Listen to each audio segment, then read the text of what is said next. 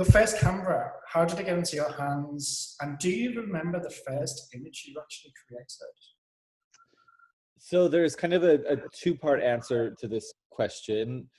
If we're going to be really technical about it, my first camera was this really just like janky Polaroid camera that I used to carry around as a teenager in New York City. I would carry around with me to all the clubs and everywhere I went, and I was constantly, but I never thought I was taking pictures. You know, I was really just uh,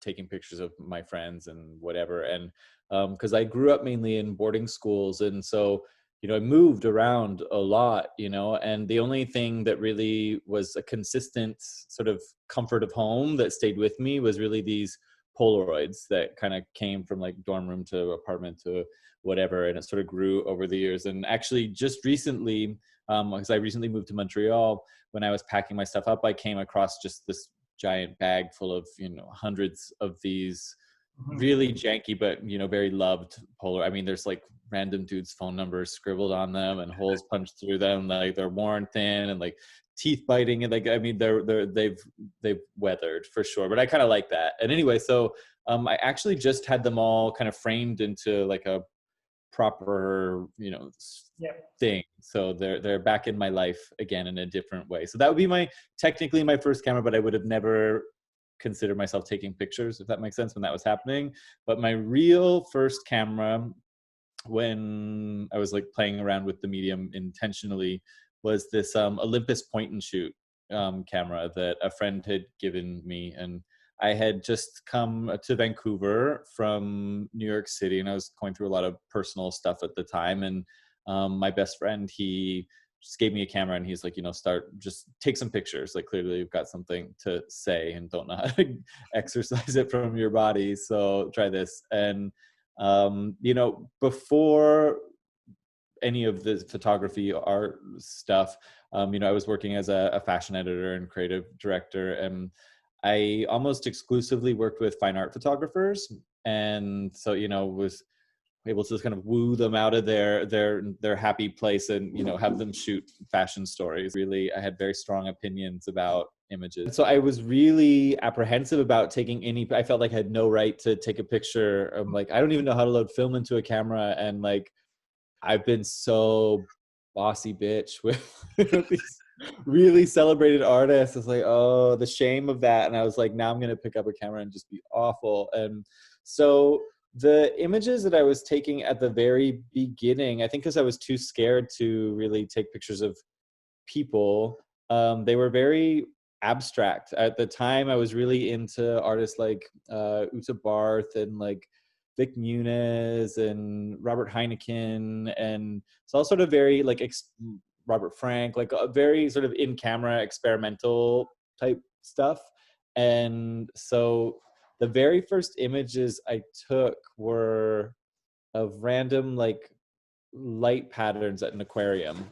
I spent a day at an aquarium sort of chasing the light around the different tanks and stuff. And yeah, those were my first. I actually still really like them, to be honest. I mean, my work is removed greatly from that, but yeah, I think they hold up. And did you say that you'd fell in love with photography immediately with all that pressure coming from, I suppose, the editorial background? I loved photography. I think that was the main reason, to be honest, that I got into fashion and got into publishing really, was my love of photography. And I just wanted to, when I looked at magazines like ID and Dutch and The Face, and they really aesthetically shaped who I am in a lot of ways. And I know they did that. Those publications did the same thing for countless other people, especially my social circle at the time. And I just wanted to be a part of that. And I didn't really know how. And, I always kind of understood clothing and fashion. So I was like, I guess I'll do that to be my way in. Because, I wanted to be able to make images that, inspired people, hopefully the way that these images had, shaped me. And so, and I never even considered actually taking the picture. That was too stressful for me. It was too scary. So yeah, so I got into like editing. I suppose in some ways as an editor, you're curating through other photographers what you wanted to say. Definitely. And that has very much affected my process as an artist now. Huge impact. Now, you said that you were a stylist in the 90s, working as a fashion editor for like Another Man, another magazine, Dazed and Confused. How do you think that's impacted, and possibly, would you say it's given you an advantage now in your look and your style and what you're doing? Or even your approach and your work? Yes, several things. I mean, I wouldn't necessarily say it's an advantage, but I definitely think it helped refine my point of view a lot quicker. You know, I went to art schools my entire life, but I never studied, photography. And so I think working with all of these amazing fine art photographers over the years, in many ways, that was an education for me.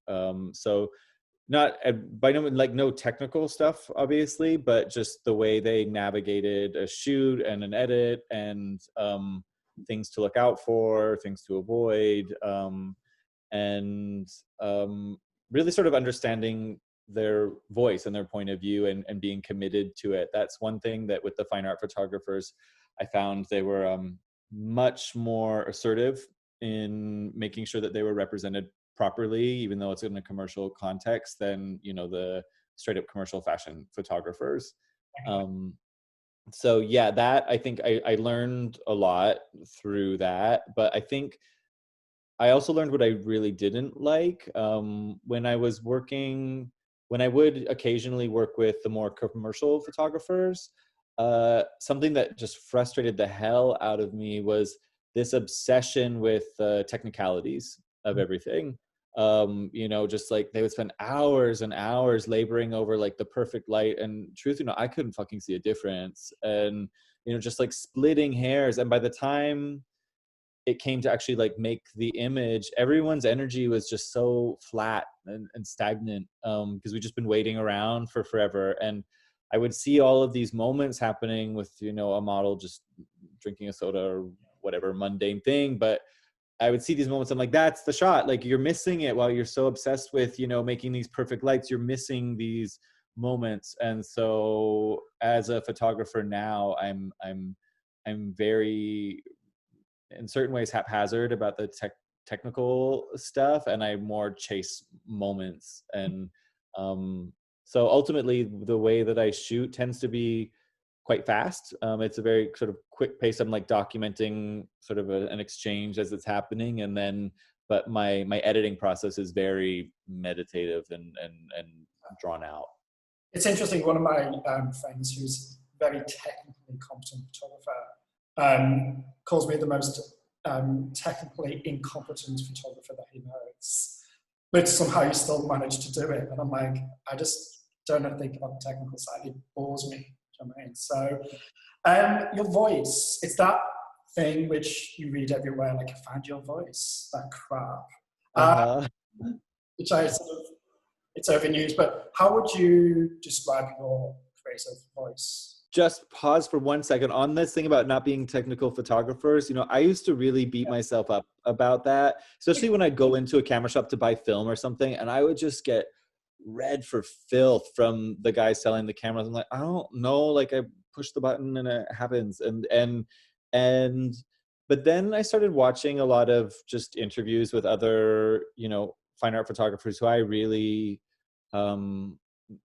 admired, and well, ultimately whose images like I really resonated with me. And almost across the board, none of them were technical photographers. Like, they had no idea. They didn't care about what kind of camera they were using. I mean, they had their sort of go-tos just because it kind of worked, but it really didn't make a difference. It was about, catching moments. We're not doing anything wrong. I agree, because I lecture in photography, and so I sort of see, and I lecture in a private education space as well, so I see a lot of people with a lot of money. Yeah. And it's often, they've got like a $10,000 camera, they've got all the equipment, but they just don't know how to create an interesting image. And then you have that person sitting there with like a $50 Holga plastered together, and they're producing the most beautiful work. And it's something that I always say to my students, it's like, when you have the most beautiful meal in a restaurant, like you never say to the chef, what type of oven do you use? What Yeah. do you use? It's about the ingredients, about that passion, that love, and that just that touch that you put to it. And that's what you should be focusing on, is that touch. That, Yeah. how do you stamp yourself onto that? Yeah, like what is your point of view? Like, what are you really trying to say? And I think when people are that fixated on the technical aspect and, you know, achieving the quote unquote like perfect image, in certain ways, I mean, I guess it could be seen as compensation. I don't know, or maybe just like ignoring the fact that like you have to be really brave to have a point of view and put it out there like raw like that, you know, because you got to be able to back it up. And I think the more sort of layers, I mean, this could spread out into a myriad directions, but cultivating a point of view, that's something, you know, I also teach for a private education institution. And something that I really grill really hard, and I've completely like restructured the curriculum to enforce, is like coming up with like creative processing, you know, as artists, and really cultivating. I make them basically put together like a Bible of like all of these things that, you know, resonate with them, and also things that kind of repulse them, because people rarely actually stop to ask themselves that question. You know, you have these guttural reactions to, you know, I love it, I hate it, or whatever, but very rarely do people sit down and sort of say, okay, why? And, you know, what is it that I like, or what do I not like? And where does this actually come from? And interestingly enough, after, you know, I sort of give these very lengthy projects, they usually circles back to where in the world and when in time you grew up. And like I tend to be huge signifiers into a person's aesthetic as a teenager, those formative years. You know, for me as a teenager in the 90s, like I like things that are quite raw. You know, the sort of subjects that I like are definitely more subversive. It just, I mean, it's pretty quite basic psychology when you kind of break it down, but I think it's important to understand that before you really just start churning out a million images and hoping, you know, one sticks. Okay, and that leading into that, talking about the, I suppose, the queer community, and I read in one of your interviews, maybe it was online, that you're really driven with your work around the acceptance and understanding of LGBTQI community. Do you want to elaborate on that a bit more? Yeah, you know, I think for me, I mean, that is my community. And a very common misconception, I think, with my photographs is that I'm casting like models of sorts. And it could be further from the truth. They're all people in my life. And I do think, you know, circling back to what we were touching on earlier about magazines kind of having an impact on my work, I do think there is a dominant part of that that is sort of seen through a fashion eye. I mean, they're technically not fashioned. I'm not selling any garments through those pictures, that's for sure.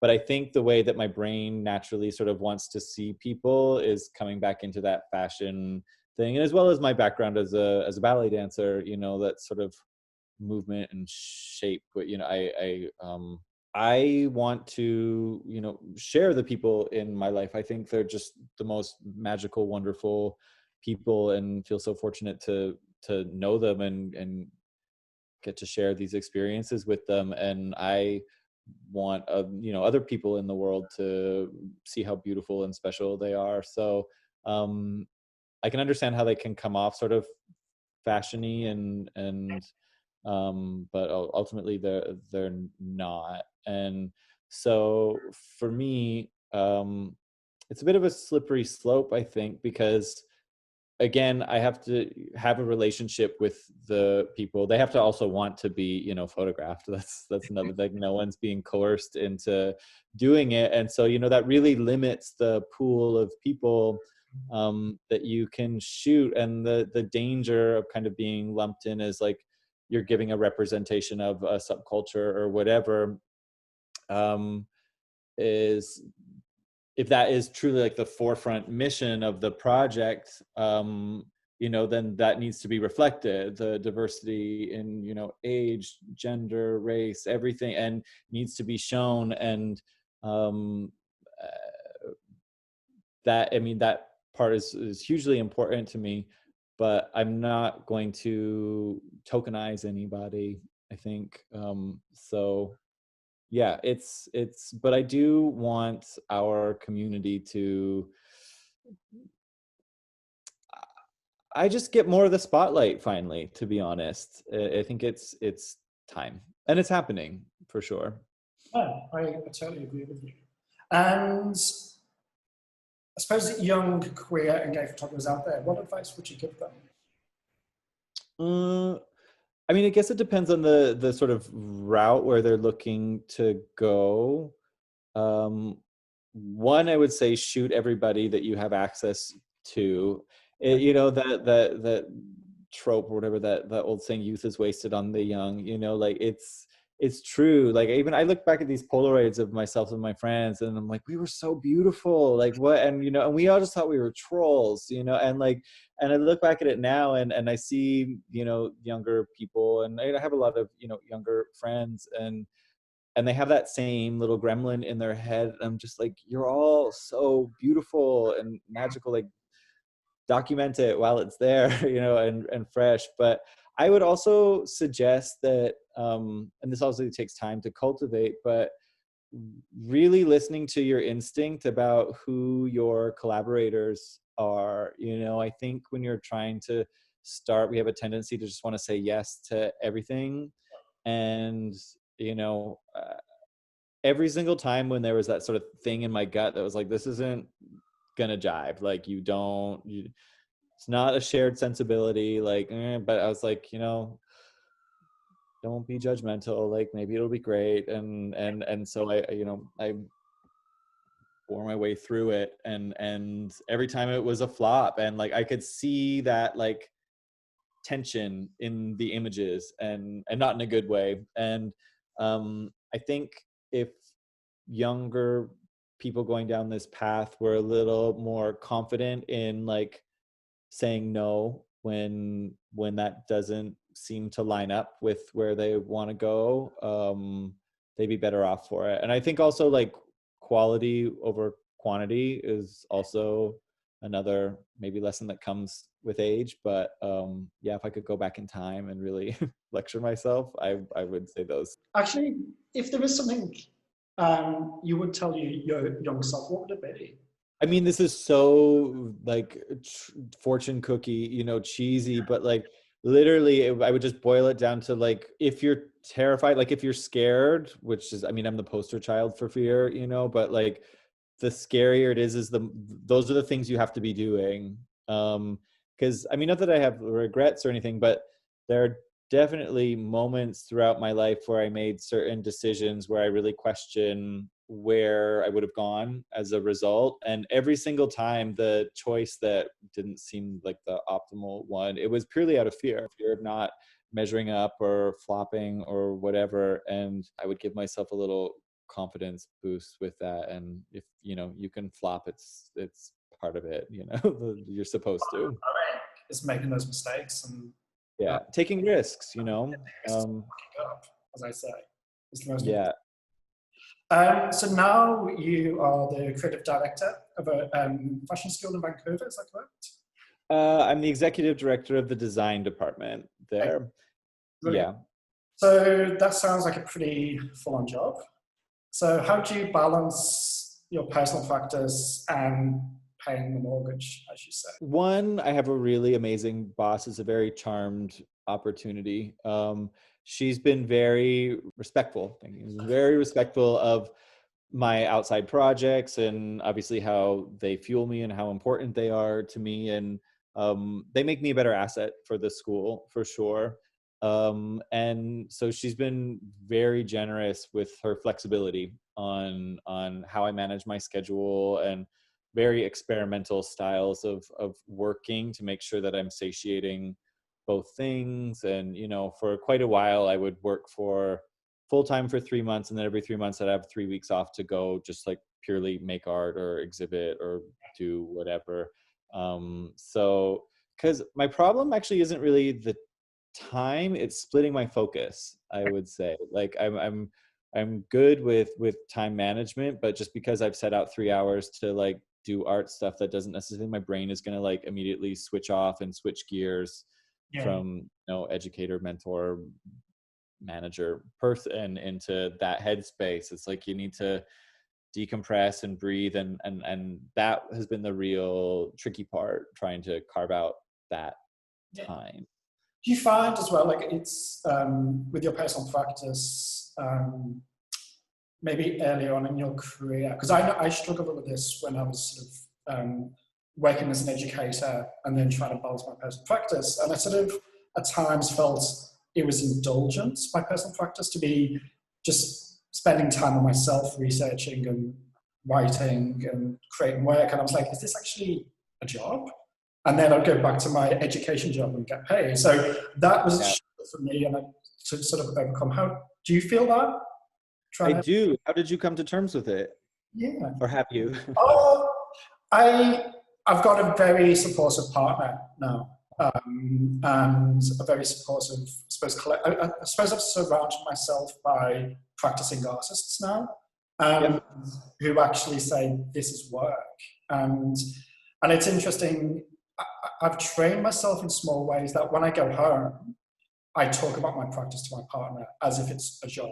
Like, this is what I've done today. I've gone in and read a book by Sebald, or I did some mood boards and sketch outlays, or I've just tested some new film for a shoot, or I've been sourcing people. So talking about it as a job really changed my attitude and focus towards it. I kind of have the exact opposite approach. For me, like, I have to keep it very bottled up and secret. Okay. I think it's the dancer thing in my head. It's like the performance anxiety. It's like the minute I've sort of like leaked it out to the world, it's like, fuck, now I've got to produce this thing and make it good. And like, people are expecting stuff. And so I've learned over the years to keep it really kind of under lock and key for me. And also, like, when I am, you know, doing my research, or, you know, things that, you know, they do feel indulgent because there's such joy, you know, but ultimately it is the work. I try not to let myself think that it's work. I just sort of let that stuff marinate in my brain, and then hope for the best that it's all going to come out when push comes to shove and I'm ready to make stuff. Because my to-do list every day is just, it's so long, you know, there's just so much stuff on it. And I'm really shit at managing like what I think is going to be 10 minutes. And it's like, that's an hour. Like, who am I? Like, that's, you know, you have to speak to this one person. I'm like, okay, 15 minutes I budgeted for it, and it ends up being an hour and a half. And then you're just drained after it, and you need another 15, 20 to sort of regroup. And so I'm very overly ambitious about what I can fit in a day. So I kind of have to be a little bit sneaky with, where I'm getting my creative sort of like, gas from, you know, and,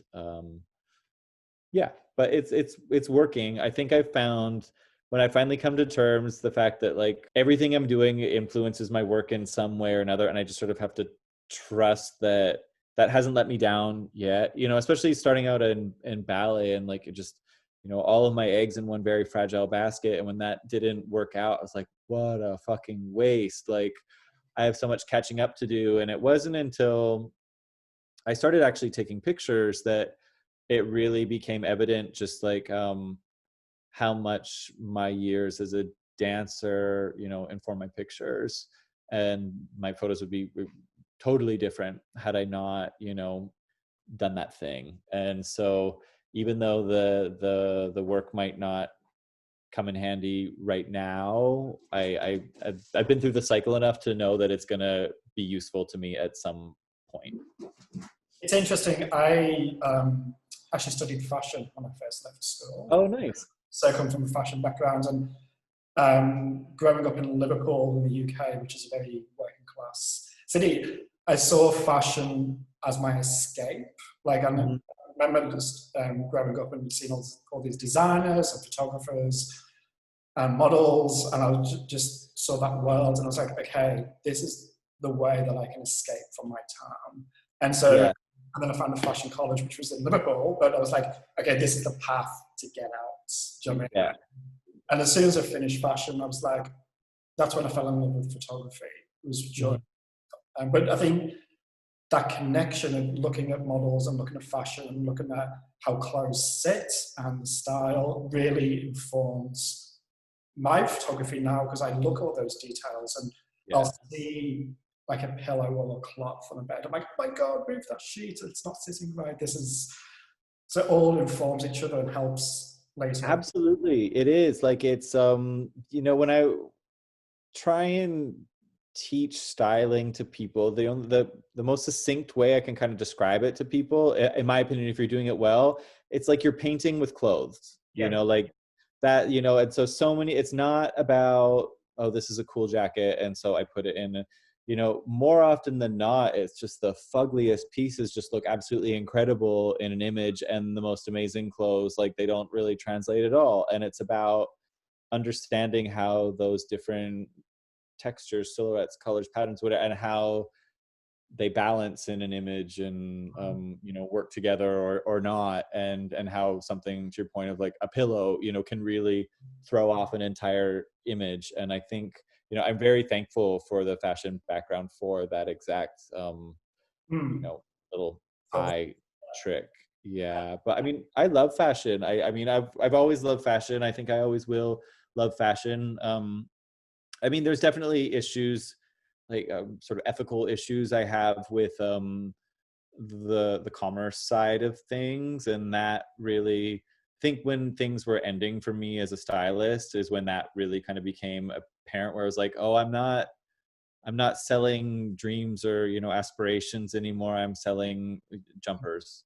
And I just felt like I'd sort of regurgitated all the clever ways that I could trick people and myself into like selling a fantasy, then hopefully inspiring people. But really, I was like, I'm selling clothes to people that don't need them and really don't want them. And it's just so getting involved in education and fashion has been the perfect way for me to still share this industry that I love so much, and be a part of it, and not necessarily contribute to the greed and the environmental impacts and just, so that's been my little brain trick that's kept me in it. Let's talk boys. Yes. So Galan, how did you meet? I met Gilan from the first gallery that represented me was Peter Hay Halper Fine Art in New York City. And Gilan had bought a few of my photographs. And then he gave me my first solo show in London. And, I really only been taking pictures for like maybe a year and a half, 2 years. Like, was very charmed and thrown in the deep end quite quickly. But that's how I met him. And he's just he's like a fairy godmother. He's been so supportive and he's turned into a really lovely friend, aside from like business, and he's very good at what he does and cares a lot. But he's also turned into a very good friend. So I'm really appreciative that we connected. Yeah, no, it's interesting when I met him as well. It's sort of, he's a rare person, like in this industry. I find he's a driving force. He's just on it. Yeah, get it done. Super reliable, transparent. But like loves the work, but also just gets the reality of the climate we're in, and and is candid about it. And I appreciate candor a lot, especially when it comes to something so personal, like your artwork, and mixing the commerce side with it as well. It can be a bit of a head fuck, so I'm super grateful to have him and Tamara in my corner. No, definitely. So when I first saw the book, I was actually blown away by it. I thought the curation of it, the design of it was just flawless. It was just absolutely spot on. And it's interesting, the people that have seen the book in my circle all comment about how well it's put together, and the design and the sequencing, everything. Can I ask you what artists you were drawn to in the book?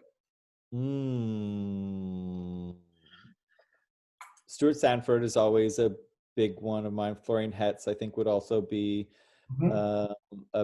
those two in particular. I think I'm just such huge fans of their work and their eye, and I don't know. I feel like a like-minded kinship with their points of view. And Stuart, I love how versatile his practice is. You know, he's always doing something, whether it's sculpture or painting or photography or his, you know, collages, and they're all just so good. Like they're all just so good. Yeah. You're looking at his Instagram feed and like, how does he just keep nailing it? Like, I know, like, what are you doing? Like, how are you churning this stuff out? Like, yeah, it's impressive. And I like they're still a playful, even though it's like I would consider them very like serious artists, you know, but there's still a playful element to so much of their work that I really indulge in. Okay, You? Who are your favorites? I'd say Stuart is in my top. Just be yours, of course, which I really liked. And I'd say David Charles Collins, another Australian artist. I just really love his consideration and approach to his work as well. So they're my sort of 2 or 3, definitely. Nice. Talk about you a bit more and your new book, I Am. I am, yes. Congratulations. It Thank you looks very much. seriously beautiful body of work. Oh, thank you so much. Very proud. I am. I also have this horrible quality where like I feel when I put something out that I've labored over for a really long time, I have at best one day of sort of like pride and just calm and a sense of accomplishment before the gremlin creeps in. It's like, well, now what are you gonna do that has to be better than what you just did before? And then the anxiety around that kind of, you know. How would you describe the book for people who haven't seen it? This book is it's a collection of a subculture in Vancouver of Gen Z people who I've cultivated relationships with over the past several years, and it's them taking me into their worlds and allowing me to see them for how they are, you know, at this very precarious moment in time. And when I started this body of work, I couldn't wait to 50 years to go by and to come back and reflect on these images. And I'm just so happy that I caught them when I did. The shifts that are happening right now are just, you know, incredible and you know, forever changing our social landscape. And I really do think this generation of, you know, Gen Z people, especially in this kind of fringe-ish context, they're the catalyst for it. They're really the pioneers. And I'm just very happy that well, one, that they're in my life, but proud to know them, and I'm very excited to see, you know, this new world that they're carving out, where it's going to go, and how we're all going to adapt to it. So yeah, this book basically explores that. What's your favorite work in the book? I would have to say the images of my friend Christopher. There's quite a few in the book. Christopher, what pictures are they in? There's one of them dressed as a mermaid, and there's like some etchings around. They're on a beach. There's another where they're on my roof and they're wearing these like double cherry earrings. It's sort of a diptych. There is another it's kind of like an etched headshot of them. I mean, really, it was an indulgent personal joke. Christopher started working as briefly as like for a credit card company, like calling people, offering credit, but it was here in Montreal, but they were only dealing with people in like Southern America, and everyone thought they were a woman and would flirt with them and call them like honey bunny or something like that. And Christopher just thought it was the funniest thing. I thought it was the best thing I'd ever heard, that, you know, they were having these conversations with, you know, people about guns and stuff, and, you know, and hearing them flirt with them and just creating this completely different narrative in their head of who was on, you know, selling them these credit cards. And yeah, I thought it was pretty great. So, but yeah, I think with that relationship in particular, Christopher's very special to me. I've known them, you know, since they were 16, 17 or something. So really kind of knew them through their final years in high school and then their transition to university. And they're just a very special person. And so yeah, those images, even seeing what they look like now and sort of emotionally, physically where they're at, versus when those last pictures were taken. Again, very grateful that I caught them when I did. And Christopher will be someone that I continue to make work on, because yeah, they're pretty staple fixture in my life. Now, I'm actually working on my first self-published book. Pretty late. Congratulations. Thank you. Which is pretty daunting, talking about putting it all out there. What advice would you give me or any other artists working on the first self-published book? Okay, so again, like, I might get in trouble for saying this, but like, don't put it out until it's really, really, really ready. Like, I don't know about you, but I have these, like, I'm a very goal-oriented person, and like, sort of like I see these kind of accomplishments as like benchmarks of things, and I have a tendency to put things out that I know in my heart are not fully realized, or I wouldn't say they're half baked, but they're not fully cooked. And for the sake of the pressure that I'm putting on myself, or maybe feeling from other people, to put that work out. And again, I'm proud when it happens, and I'm very grateful that, you know, my work is out there in the world and people are seeing it. But I do wish I'd had a little more, going back to that fear thing, you know, like I wasn't so scared to sort of say like, I'm not ready, or this isn't ready, and really make it like my version of ready, not somebody else's versions of good enough or something. Because with this kind of stuff, your work is so personal, you know, and like once it's like in print and ink, like it's out there, like that's like, it's like your gift to the world, like it's out of your hands now. And you know, I have like quite emotional ties that, like, I don't know about you, but like showing work for me, I really have to psych myself up to like walk into a gallery and bits of my soul and my life all, you know, on a wall, and have people love it, hate it, whatever, just like be so sort of quick and drink and what, like it, yeah, I'm a little too sensitive for it. Very similar, I suppose. Like, just listening to you talk, your approach is very similar to mine. Is that the collaboration with the people that I work with is extremely important, and I want them to be extremely proud of that image I've created with them. And that is more the front of my mind than anything, is that are they proud? Yeah. Not about me often. It's like, okay, I want to make sure that everyone, I mean, even like I've got a little leg all out here, is that everyone I work with, like I'm sending them like, are you happy with this? But I'm like, yes, Paul, we're happy, just go with it. And it's that, it's making those people, I suppose I want to make sure that I've delivered for them. Do you know what I mean? Like, they in 10 years' time, they'll be extremely proud of that image as well. And especially, I suppose with the work that I do, I spend a lot of time talking to people, like, and again, they're all my friends, it's my circle of friends.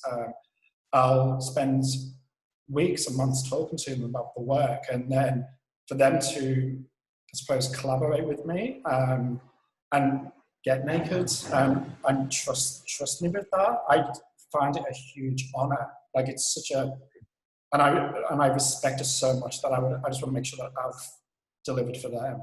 It's, yeah. Yeah, no, I fully agree and relate to that. Like I know that a lot of the people that I photograph, my friends, and they love my photos, and the common reaction is though they really don't like the photos I take of them at first. Yep. And then a year later they absolutely love them. And I think it's because I'm shooting them in a very honest way, and most of us are not used to that. We're used to, our best angle and us to suck in and, and like photoshopped a little help, and so usually like the person's loved ones, everyone's like, you look so beautiful, because I think they're really seeing them captured in an image. Whereas like, they're like, oh, I think it's very vulnerable position to be in as a model when, your stuff is out there. I mean, remember my ex really, really did not like his pictures sort of being out there. He felt very, very exposed. And and I don't, obviously it's a little sad, hurtful, a little, but because you want them to love the image. But I've, again, gone through the cycle enough to know that they come around in a year and end up absolutely loving it and very happy that they exist in the world. Yeah, so I do want them to feel great about it. But I've always felt that photography is a very 50-50, like the person in front and me. And not necessarily trying to capture a person, I'm trying to capture this energetic exchange that's happening between the two of us while we are making the work.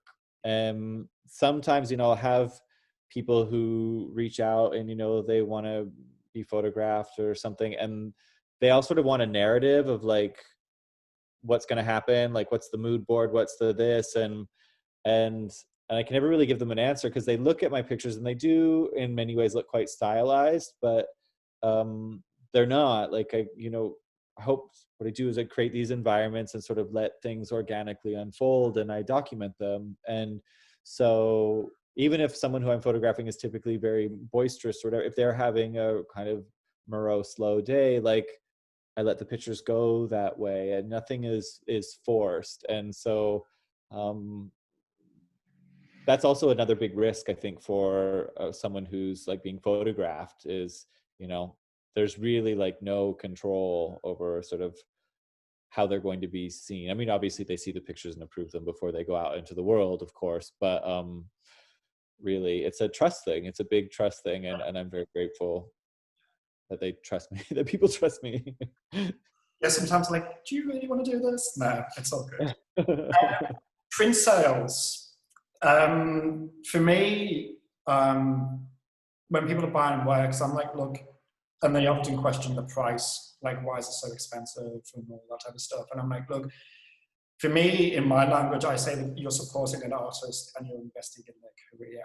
That's what that's what I love about collecting work is I'll walk into a gallery, and especially an emerging artist, and I'll see someone I really like, and I'm just like, I so want you to continue working. Like, and so I see this as an opportunity to say, there you go, continue working and buy their works. Do you collect work? If so, what you have on your home? Oh, I've got a massive collection. It keeps growing by the day. Most of them have been trades, to be honest. I found has been a great way to build an art collection. Who do I have? I have an Anya Nemi on me. I have a Bob Carlos Clark. I have a Joseph Szabo, Terrence Simon, Bert Stern, Terrence Cole, Dave Eggers. Yeah, it sort of goes on and on. I mean, so heavy in photography, a little lighter in like prints and multiples, and 1, 2, 3, 4 paintings so far. Yeah. On that note, if you had an unlimited budget, what work would you buy? By which artist? Ooh. I mean, there's a lot. So I will, and assuming in this fantasy world, I live in a much bigger space, because that's a huge issue. So many of the things, that there's just scale of them, like one, I want this, but two, I want to have a space that's actually big enough to accommodate this. We all need something like Scots in France.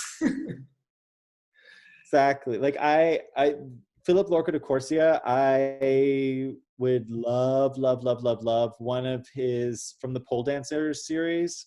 I would really love one of those in my life. Who else do I really want? Oh, on the spot. I should just look at my, oh, I would really love a Mark Morris throw print. That would make me very happy. Just a little Polaroid, I'm sure. Jeff Burton, I mean, I would really, and I think that's an attainable goal for me right now. I think which I'm working towards. There's so many of them though. It's kind of picking which one I would like best. Oh, Harry Callahan. I would really love one of the big collages. Oh, and the best one, Larry Sultan. Okay. There's this image. It's so funny to me. I mean, people might find it kind of offensive, but it's from, that Studio City series, and it's this.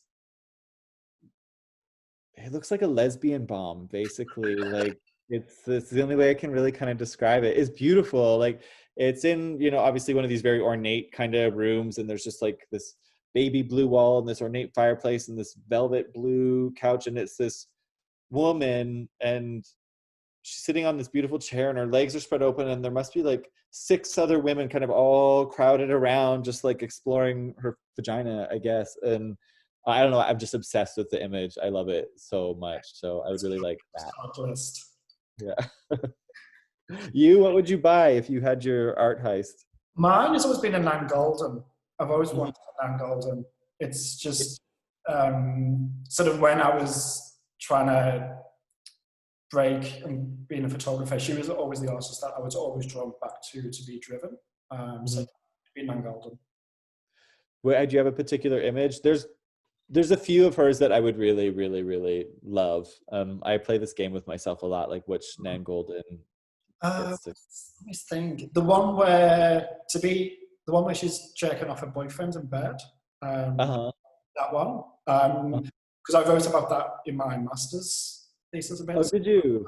I love that image, and I think it's because it's so, people just look at it and go, "Oh, she's jerking off her boyfriend." But if you actually spend a lot of time and look at the image and see that it's pretty much staged in many ways, and there's like the pearl necklace, the bracelet, there's all these little things in there which she adds in, which adds these layers, and you're just like, there's so much going on in this image. And it's about control, I believe. Do you know what I mean? Like that she's got this control over his sort of, what's the word, not passion, pleasure. It's sort of right. Well, and also like from what I mean, I could be totally off here, but from what I thought, I would like that her relationship with that particular partner. I mean, it was quite a tumultuous relationship, and I mean, forgive me if I'm wrong, but I think it was abusive, from what I understand. And having that kind of image where she has like the clear power and dominance. Totally, physically and energetically, and all of it, I think it's very powerful. No, definitely, I love it. Talking about censorship, and talk about that image actually as well. And one of the biggest, I suppose, challenges I found with the Boys Collective, not with the collective, is promotion. Instagram. Now, I find my works generally like they're very soft, and they're just these moments, very similar to yours. And I've been hit by You're Against Our Community Standards. When I appealed, they came back and said, we actually found your work pornographic. That was the response that came back to me. I got a 30-day ban once for posting a cropped version of it. They've now hit me on a ban where I can't sell anything via my Instagram accounts. And so I work on different levels, like as an educator, but also I do a lot of talk around mental health and use my photography to explore my own anxiety and mental health, and have discussions with men. And I work with young youth, disadvantaged youth, different backgrounds, to really use photography as a voice for them to explore that. I personally feel that this type of language really impacts our queer community, especially our young queer communities, being told that you don't meet our guidelines, you're not in our community standards. Like, I think it's the language is not correct, I believe. What are your thoughts on this? Ooh, lots. First of all, like I'm probably going to get, banned from life for this, but like I can't stand Instagram. Like I think we as people give it so much power, and we kind of have been tricked into believing that it's this sort of like social gift that gives us access and power and voices, and we're completely ignoring the fact that it's a business, you know, like Instagram, Facebook, like it's a huge business, and we give it so much power and credence, and so I find that really irritating. The censorship around that, I mean, it's annoying, and I find it incredibly homophobic, Yeah. blatantly homophobic. But also at the end of the day, it's like, it's their company. They can kind of do what they want with it. It only really fucks with my head if I'm thinking that this is sort of like a free, like, government platform for just by the people, for the people. And it's not, you know, even though we act like it is. And so, yeah, promotion. I mean, I always like to do promotion stuff. I've always found it better contacting a few people, but the right people, instead of like screaming into this like vacuum of everything and nothing all at the same time. And so, you know, sending out very well put together emails when specific edits of work, and like, here's what I'm up to. And so it doesn't look like I'm screaming at the rooftops about like the work that I'm doing, but I'm just not doing it in that prescribed way that we all have a tendency to think is like the only way. But the censorship bit about it, like, I do think so many of these laws and these bans, they are blatantly homophobic. And I mean, so many of my images have ruffled a lot of feathers. And I remember even like having like gallery shows in, you know, a reputable gallery in London, England, and like people complaining to the police about like, you know, dicks, you know, and it's like, and they're not even like fully erect, cum dripping. It's like literally just like someone who is naked, like a flaccid fucking dick attached to a dude in a room, you know, like it's just like, and but the thing is like, what people don't realize, and even when people are asking me about like the suggestive nature of those images and stuff, I'm like, that's straight up your homophobia that you don't even know that you have coming through, because you wouldn't question 2 seconds if I was taking pictures of women in that context, or if it was a woman taking pictures of a man in that context. And it's because I'm a man and he's a man and there's nudity that gets people's backs up, and they use this bullshit about like censorship, but it's cherry picking censorship, and it's cherry picking censorship to, you know, discriminate against queer community from my point of view. No, it's interesting about the whole, like, the dick conversation. I remember when I was doing my master's and I was sort of finalizing the work, and I mix large scale landscapes with my work. So it's, as a percentage, when I present a body of work, there might be, say, 30 images, and in those 30 images there might be, say, 8 portraits, and the rest of the landscapes are still life, and it sort of balances in that way. And I remember showing somebody the work in the university, and his comment was, "There's too much cock in the work." And I was like, sorry? That's the only thing you got fixated on.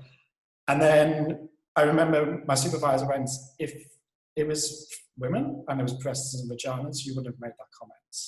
Like, there's only 6 cocks in a whole body of work. Like, Yeah. You got all these landscapes, you got everything. Like, and it was just, so that I found it really interesting how people are so scared of the dick. Do you know what I mean? It's true, and how they like, they hone in on it, and it's like they put it on steroids. Like, I get that same thing. It's like, oh, there's so much, you know, dick in your work, basically, or you're like the dick photographer. And I'm like, can count on like one hand where you actually see a penis in the hundreds of photos that I've taken, you know. And it's like, you're obsessed with the dick, not me. Like, that's your narrative. But you know, this is something that I do grapple with. Like, you know, when you put something out into the world, I kind of believe you're gifting them the world this thing, and once you put it out there as a gift, it's up to the receiver to sort of do what they're going to do with it. And but the narratives that people seem to put, particularly, I mean, I'm sure you feel this too, but like on my work, or like the environments of the work, and but they act like it's fact. And there's so much, well, just straight up like fantasy, like lies. I mean, I don't even think I know they're lying, but I remember this one image that I took. It was of this friend. His name was Milo, and we took some pictures. He was like swimming in a pool, and he had a skateboard or whatever, and so he was wet, but he jumped in the water with his jeans on. And one, like the flack I have taken for like the sexuality of this image. I mean, granted, he looks young for his age, but like he's in a pool and he's literally wearing pants, like twice the clothes you would normally wear, like if you were in a pool. He's not in by any ways a sexy pose, or like it's quite an unflattering like picture of his face. And I'm like, that's your shit. Like, you're the fucking pedo, not me. Like, I don't know what you're up to. But there was another image from that same shoot, and one reviewer described it as a young boy lit only by the lurid glow of a porn playing in a seedy hotel room. And I was like, the fuck did you come up with that? Like, literally, we were outside, it was a sunny day, and like that was like sunlight bouncing off pool water, you know, like, and you have me in a hotel with an underage boy, evidently, we're playing porno and having the porn like light him up for my picture. Like, what? Are you crazy? Like, but then it also happens on the flip side where like some really, you know, depraved sex has happened, and I take a picture and they think it's like quite sweet, and like, well, if you only knew what happened like 30 seconds before that picture, you know. But I like, you know, take it, put your own spin on it, and I try and keep the real stories behind them personal, or just to myself, because it ruins the fantasy for people, and I think that's kind of what I'm giving them. Yeah, it's my reality, their fantasy. So about like you keeping something to yourself. A lot of the time in my work, there's something within the frame which is telling a story, and it's like a secret, and I never tell anybody what it's about. So it might be an object or a book, but it's like, no, that's my secret, and I'm not telling you what it's about. Well, it's sort of joke. I love that. It's like a Kubrick film or something. You just start to like, yeah, down the road when, you know, students are in university dissecting your work, and that's the stuff, the clues, you know, that they're going to have to dig for. I love that. Okay, last question. Is there a question you wish I asked you and I didn't? No, I think, I don't know. I feel good. I feel rounded. Yeah. Rounded. Okay, well, I wish I was actually there with a bottle of wine or vodka drinking. I know. We should do this again, and we can do like I call it the internet bar, and I basically just drink with my friends and we pretend we're at a bar. So let's do it again. But, Tyler, I can't thank you enough for your time. Oh, thank you. That was such a pleasure.